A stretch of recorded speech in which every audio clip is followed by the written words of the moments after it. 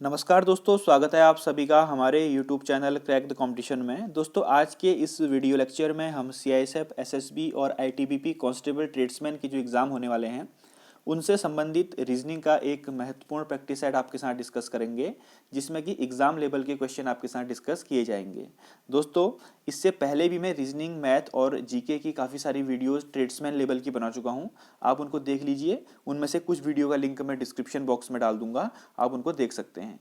सभी क्वेश्चंस आपको हिंदी और इंग्लिश दोनों लैंग्वेज में अपीयर होंगे और इनकी PDF के लिए आप हमारे टेलीग्राम ग्रुप को ज्वाइन कर लीजिए, जिसका लिंक डिस्क्रिप्शन बॉक्स में दिया हुआ है। ठीक है दोस्तों, तो शुरू करते हैं। पहला प्रश्न। तो पहला प्रश्न है दोस्तों, यहाँ पर आपको कुछ नंबर्स दिए हुए हैं और एक मिसिंग डेटा दिया हुआ है, तो हमको इसको फाइंड आउट करना है। ध्यान से देखिए दोस्तों, यहाँ पर दो बॉक्स दिए हुए हैं, हमको इनमें रिलेशनशिप इस्टेब्लिश करना है सबसे पहले। तो देखिए, अगर मैं पहले बॉक्स के सभी नंबर्स को आपस में गुणा कर दूँ, 3 × 7 × 2 × 4, यानी कि सभी को मल्टीप्लाई कर दूँ तो मेरा कितना आता है दोस्तों, 168। इसी प्रकार से दूसरे बॉक्स के भी अगर मैं सारे नंबर्स को मल्टीप्लाई कर दूं, 8, 1, 3 और 7 को गुणा कर दूं सबको, तो इसमें भी कितना आएगा मेरा 168, 168। तो मुझे यहाँ पर एक पैटर्न पता चल गया कि बॉक्स के अंदर के सभी नंबर्स को गुणा करना है और उनको गुणा करके कितना आना चाहिए, 168। ठीक, तो देखिए दोस्तों, यहाँ पर मैं इसको निकाल देते हैं। अब 6 × 2 = 12, हमने तीनों को मल्टीप्लाई कर दिया। 12 × 1 = 12, तो 12 और जो निकालना है हमने उसको x मान लेते हैं इक्वल टू 168। तो यहाँ से x निकल जाएगा 168/12, यानी कि 14। तो x की वैल्यू कितनी आ गई दोस्तों, 14 आ गई। तो उम्मीद करता हूँ आप इस पैटर्न को समझ गए होंगे। अगर ऐसे क्वेश्चन एग्जाम में आते हैं तो आप उनको छोड़िएगा मत, जरूर उसको अटेम्प्ट कीजिए। ठीक है, तो 14 इसका आंसर है दोस्तों, option number C. Next question है, सॉरी ये इसका आंसर है। नेक्स्ट क्वेश्चन है दोस्तों, which answer figure will complete the pattern in question figure. तो यहाँ पर क्वेश्चन में आपको एक फिगर दिया हुआ है, एक चित्र या एक आकृति दी हुई है जिसमें एक पार्ट मिसिंग है। तो ऑप्शंस में से हमको देख के बताना है कि यहाँ पर कौन सा पार्ट फिट आएगा। दोस्तों ध्यान से देखिए, इसको ऑब्जर्व करने की क्षमता आप में होनी चाहिए। तो इसका आंसर क्या हो जाएगा दोस्तों, अगर आप ध्यान से देखिए, ऑप्शन नंबर सी जो है, जो ये वाला टुकड़ा है वो यहाँ पर फिट बैठता है। तो कौन सी आकृति जो है वो प्रतिरूप को पूरा करेगी, ऑप्शन नंबर सी वाली आकृति इसको पूरा करेगी। ऑप्शन नंबर सी इसका राइट आंसर है। तो ऐसे क्वेश्चन भी एग्जाम में पूछे जाते हैं, आकृति से रिलेटेड, फिगर से रिलेटेड। ठीक है, नेक्स्ट है दोस्तों, if divide denotes multiply and plus denotes subtract. तो हम क्या करते हैं दोस्तों, जैसा ही क्वेश्चन में लिखा हुआ है हम इसको ऐसे करके लिख लेते हैं। डिवाइड को हमको क्या शो करता है, मल्टीप्लाई, यानी कि जहाँ पर डिवाइड होगा हम क्या कर देंगे, वहाँ पर मल्टीप्लाई कर देंगे। जहाँ पर प्लस होगा वहाँ पर हम माइनस कर देंगे। जैसे इसमें लिखा हुआ है हम उसी प्रकार से लिख रहे हैं। मल्टीप्लाई का अर्थ है जोड़, यानी कि मल्टीप्लाई जहाँ पर होगा वहाँ पर हम प्लस कर देंगे, और माइनस का अर्थ है डिवाइड, यानी कि जहाँ पर माइनस होगा हम वहाँ पर डिवाइड कर देंगे। तो हमको एक इक्वेशन दी हुई है, तो हम इसको पहले सही इक्वेशन बना लेते हैं। देखिए दोस्तों, 12 - 6 है, यानी कि माइनस क्या है, डिवाइड है। तो इक्वेशन क्या हो जाएगी, 12 / 6 प्लस 28 है, तो प्लस यानी कि माइनस, -28। ठीक है, मल्टीप्लाई 3 है, तो दोस्तों मल्टीप्लाई मतलब कि +3, और डिवाइडेड बाय 9 है, यानी कि डिवाइडेड क्या है यहाँ पर, मल्टीप्लाई है, मल्टीप्लाई 9 हो जाएगा। दोस्तों इसको बॉड मास रूल से सॉल्व कर देते हैं सिंपल से। सबसे पहले डिवाइड करेंगे, तो 6 × 2 = 12 -28 प्लस, फिर मल्टीप्लाई करते हैं सेकंड में, तो 27। अब -28 + 27 कितना हो गया, 1, और ये हो गया 2, 2 - 1 = कितना हो गया, 1। तो इसका आंसर क्या आ जाएगा, यहाँ पर 1 आ जाएगा दोस्तों। ठीक है, तो सबसे पहले हमें क्या करना है कि जो भी दिया है उसको डिकोड कर लेना है, देन उसके बाद अपनी इक्वेशन को सॉल्व करनी है। ठीक है, तो उम्मीद करता हूँ आप इसको समझ गए होंगे दोस्तों। इसका आंसर कितना आएगा, 1 आएगा। देखिए -28 + 27 कितना हो जाएगा, 1 हो जाएगा, माइनस हो जाएगा। ठीक है, माइनस प्लस माइनस। ठीक, तो 2 - 1 = 1। ओके, इसका आंसर आ गया हमारा 1। तो उम्मीद करता हूँ आप इसको समझ गए होंगे। अगला प्रश्न दोस्तों, अगला सवाल है जो कि एग्जाम में तो जरूर पूछा जाता है। In the following question from the given alternative words select the word which can not be formed. दोस्तों क्वेश्चन को ध्यान से पढ़िएगा, can not be formed using the letters of the given word. तो यहाँ पर एक अबंडेंट आपको वर्ड दिया हुआ है, और इस वर्ड के लेटर्स का उपयोग करके हम इनमें से कौन सा शब्द नहीं बना सकते हैं, कैन नॉट बोला है। ठीक है, तो दोस्तों देखिए, अबंडेंट जो हमको दिया हुआ है उसका उपयोग करके हम बॉन्डेड बना सकते हैं, बैंडेड भी बना सकते हैं। ठीक है, और बेन भी बना सकते हैं, लेकिन ब्लेंड जो है नहीं बना सकते हैं।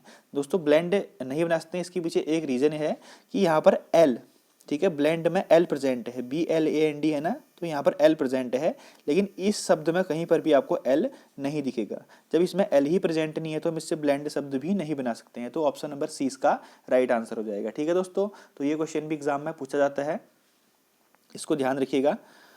अगला है, यहाँ पर आपको एक अनुक्रम दिया हुआ है लेटर्स का, जिसमें एक लेटर जो है लुप्त है, हमको उस लुप्त पद को निकालना है, यानी कि यहाँ पर क्वेश्चन मार्क की जगह क्या आएगा। दोस्तों देखिए ध्यान से, बेसिक सा सवाल है, ACEG,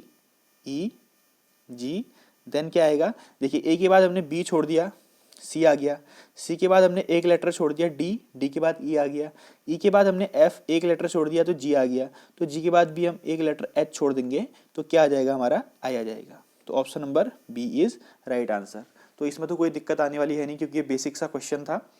नेक्स्ट, यहाँ पर हमको ऑड वन आउट निकालना है। ठीक, यहाँ पर आपको चार ऑप्शन दिए हुए हैं, इनमें से 3 ऑप्शन किसी न किसी प्रकार से समान है, सेम है, किसी न किसी पर्टिकुलर पैटर्न को फॉलो करते हैं, लेकिन एक उस पैटर्न को फॉलो नहीं करता है, हमको उसी को निकालना है। ठीक है दोस्तों, तो देखिए यहाँ पर लिखा है कि 14, 56, 12, 48, 8, 32 और 6, 30, तो इनमें 3 में कोई ना कोई संबंध है। देखिए दोस्तों, 14 4 जा 56 होता है, 12 4 जा 48 होता है, इसी प्रकार से 8 4 जा 32 होता है, यानी कि ये 3 ऑप्शन तो सेम है। क्यों? क्योंकि इनके बीच में मल्टीप्लाई 4 का पैटर्न है। लेकिन यहाँ देखिए 6 5 जा 30 होता है, तो ये इनसे अलग हो गया, तो इसीलिए ये क्या हो जाएगा, ऑड वन आउट हो जाएगा। ठीक है, ऑप्शन नंबर डी 630 जो है ऑड वन आउट हो जाएगा। उम्मीद करता हूँ आप समझ गए होंगे। ऑड वन आउट के भी 2 से 3 क्वेश्चन जो है आपके एग्जाम में पूछे जाएंगे। ठीक है दोस्तों, नेक्स्ट है दोस्तों, यहाँ पर मिसिंग नंबर निकालना है, इसको आप खुद करेंगे, बहुत ही अच्छा और ट्रिकी क्वेश्चन है। अगर नहीं आएगा तो फिर मैं आपको बता दूंगा, नेक्स्ट वीडियो के फर्स्ट में इसको बता दूंगा। अगर नहीं आ रहा है तो कमेंट बॉक्स में मेंशन कीजिए, डबल डिफरेंस का क्वेश्चन है। ठीक है, इसको आप खुद करेंगे और इसका आंसर जो है वो कमेंट बॉक्स में लिख के जरूर बताइए। ठीक है, और अगर नहीं आ रहा है तो वो भी आप मुझे कमेंट बॉक्स में लिख के बताइए, मैं इसको या टेलीग्राम में इसका सॉल्यूशन डाल दूंगा, या फिर नेक्स्ट वीडियो की फर्स्ट में इसका सॉल्यूशन आपको बता दिया जाएगा। ठीक है, चलिए अगला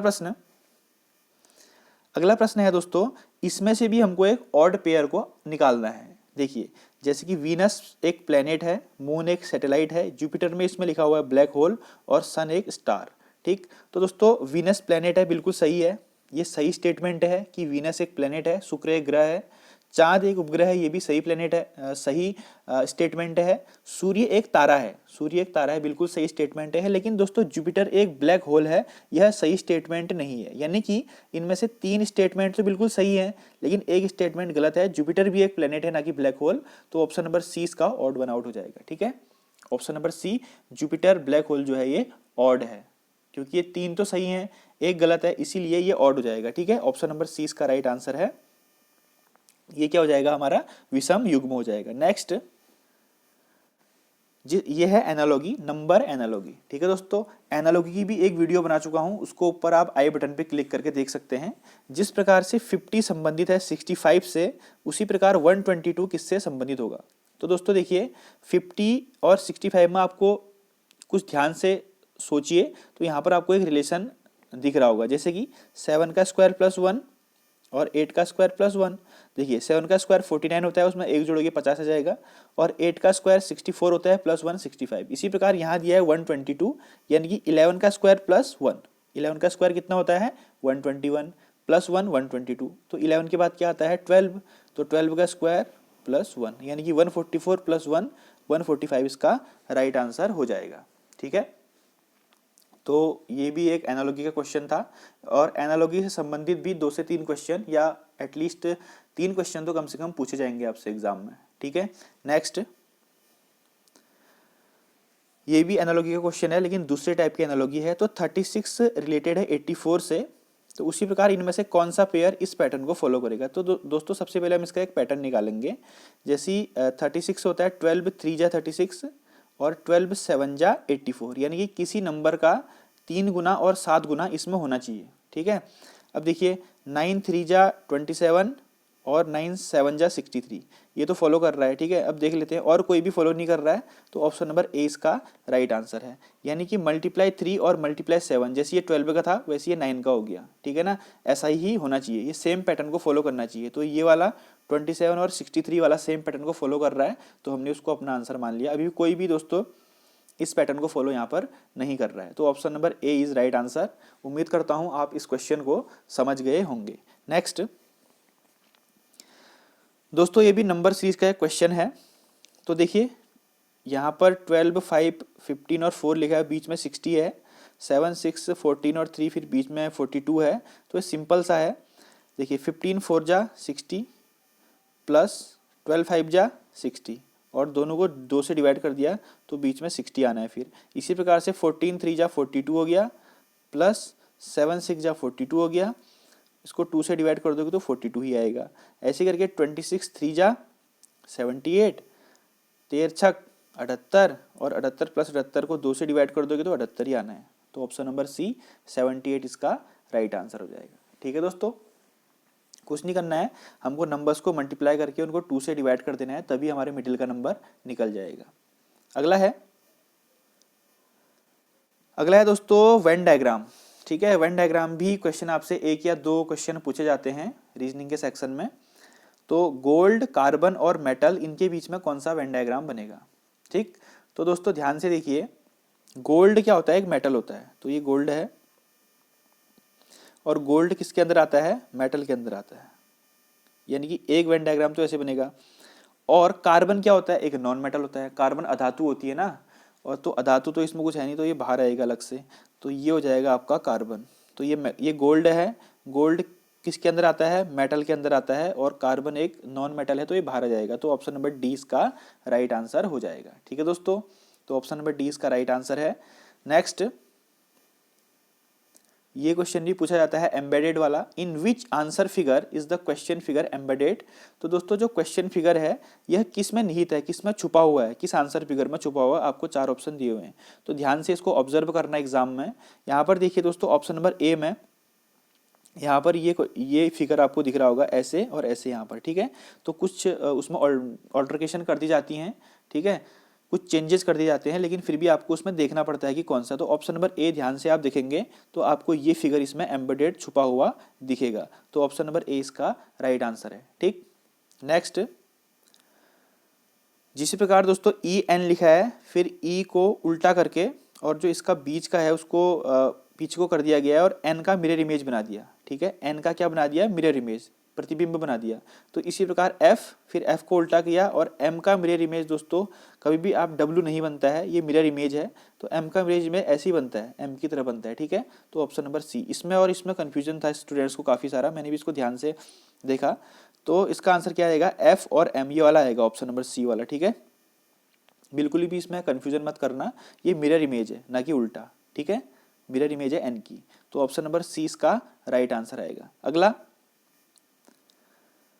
अगला है दोस्तों, यहाँ पर कुछ नंबर्स दिए हुए हैं, उनमें से एक जो है इस पूरे ग्रुप से अलग है, बिलोंग नहीं करता है, तो कौन सा है वो। ठीक है, तो इसका आंसर हो जाएगा 442। कैसे, मैं आपको बताता हूँ, ध्यान से देखिएगा। ये होता है 13 का स्क्वायर, ये होता है 17 का स्क्वायर, ये होता है 19 का स्क्वायर, ये होता है 22 का स्क्वायर और ये होता है 27 का स्क्वायर। लेकिन 442 किसी का स्क्वायर नहीं होता है। ठीक है, यह किसी का स्क्वायर नहीं होता है। 441 होता है 20 का, लेकिन 421 का, लेकिन 442 किसी का स्क्वायर नहीं होता है। तो इसीलिए 442 क्या हो जाएगा इसमें दोस्तों, ऑड वन आउट हो जाएगा, इस समूह से बिल्कुल विषम अलग हो जाएगा। ठीक, ऑप्शन नंबर 20 का राइट आंसर है। अगला है नंबर सीरीज के क्वेश्चन है। ठीक, देखिए अब मैं आपको बताता हूँ इसको क्या करना है। इसमें यहाँ पर देखिए ये है डिवाइडेड बाय, इसको डिवाइड करेंगे क्योंकि अगर नंबर जो है ग्रेजुअली कम हो रहे हैं तो उसमें कौन सा कॉन्सेप्ट लेगा दोस्तों, डिवाइड का कॉन्सेप्ट लेगा। देखिए इसको हम 6 से डिवाइड कर देते हैं, इसको हम 16 3 जा 48 और यहाँ पर 2। तो दोस्तों यहाँ पर 2 3, तो यहाँ पर कितना आ जाएगा 5। तो अगर हम 5 को 960 से डिवाइड करते हैं तो कितना आएगा 192 आएगा, और 192 को हम 4 से डिवाइड करते हैं तो 48 आएगा। तो यहाँ पर कितना आ जाएगा 192, ऑप्शन नंबर 20 का राइट आंसर है। तो ये डिवाइड हो रहा है। ठीक है, एक बार 6 से, फिर यहाँ 5, फिर 4, फिर 3, फिर 2। ठीक, तो 192 इसका राइट आंसर है। इसी प्रकार से 3, 15, 35, 63, तो इसमें क्या हो रहा है, इनके बीच में 12 का गैप है, यहाँ 20 का गैप है, यहाँ 13 में से 5 गया 8, यानी कि 28 का गैप है। ठीक, तो यहाँ पर इनके बीच में डबल डिफरेंस आ गया, 8 का गैप आ रहा है। तो यहाँ 28 + 8 कितना हो जाएगा 36, और 36 + 63 कितना हो जाएगा 99। ठीक है, इस 36 को हम यहाँ 63 में ऐड कर देंगे तो हमारा 99, ऑप्शन नंबर सी आंसर आ जाएगा। तो मिसिंग नंबर में आपको कोई खासी दिक्कत होने वाली नहीं है, अधिक से अधिक इनकी प्रैक्टिस कीजिए। ठीक है, अगला दोस्तों अंतिम शब्द है, अंतिम जो है क्वेश्चन है कोडिंग डिकोडिंग का। तो टी ट्रेड को हम XVEHI लिख रहे हैं, तो इसमें कुछ नहीं करना है दोस्तों, इनकी प्लेस वैल्यू आपको पता होनी चाहिए। जैसे कि टी की प्लेस वैल्यू होती है 20, तो 20 में हम 4 प्लस कर देते हैं, तो ये क्या जाएगा 24। 24 किसकी प्लेस वैल्यू होती है x की। हमको क्या करना है, इनकी प्लेस वैल्यू में 4 प्लस कर देना है, तो हमारा आंसर निकल जाएगा। जैसे हमारी r की प्लेस वैल्यू होती है, यानी r जो है अल्फाबेटिकल ऑर्डर में 18वें नंबर में आता है, तो r की प्लेस वैल्यू 18 होती है। आप 18 में 4 जोड़ दो, 4 होती है 18 + 4 हो जाता है 22, और 22 किसकी प्लेस वैल्यू होती है, v की होती है, इसलिए हमने r की जगह v लिख दिया, तो हमारा डिकोड हो गया। प्लेस वैल्यू में 4 प्लस करनी है, सिंपल सी। अब इसका निकालेंगे, तो p की प्लेस वैल्यू होती है दोस्तों 16, उसमें 4 प्लस कर दो, तो 16 + 4 20, तो t आ जाएगा। इसी प्रकार से u की प्लेस वैल्यू होती है 21, 21 में आप 4 प्लस कर दो 25, 25 होती है y की प्लेस वैल्यू। उसी प्रकार से b की प्लेस वैल्यू होती है 2, 2 में आप 4 प्लस कर दो, तो ये आ जाएगा 6, और 6 होती है f की प्लेस वैल्यू। उसी प्रकार से l 12 होती है, उसमें आप 4 प्लस कर दो 16, 16 होती है आपकी p की प्लेस वैल्यू। तो TYFP आ रहा कहीं पर, यस, ऑप्शन नंबर ए इसका राइट कोड है। ठीक है दोस्तों, कुछ नहीं करना है, इसकी प्लेस वैल्यू में 4 प्लस कर देना, आपका आंसर आ जाएगा। ठीक, तो ऐसे क्वेश्चन हमारे एग्जाम में पूछे जाते हैं। अगर ये वीडियो आपको अच्छी लग रही है तो इसको लाइक करना, और अगर आपको कहीं पर कोई क्वेरी है, कोई सवाल नहीं आ रहा है, तो प्लीज़ कमेंट बॉक्स में उसको ज़रूर मेंशन करना, मैं अगली वीडियो में उसको रिजॉल्व कर दूंगा। और अन्य वीडियोज़ को भी देख लीजिएगा, डिस्क्रिप्शन में दी हैं। तब तक के लिए चैनल पर बने रहिए। थैंक यू, जय हिंद, जय Bharat, God bless you all.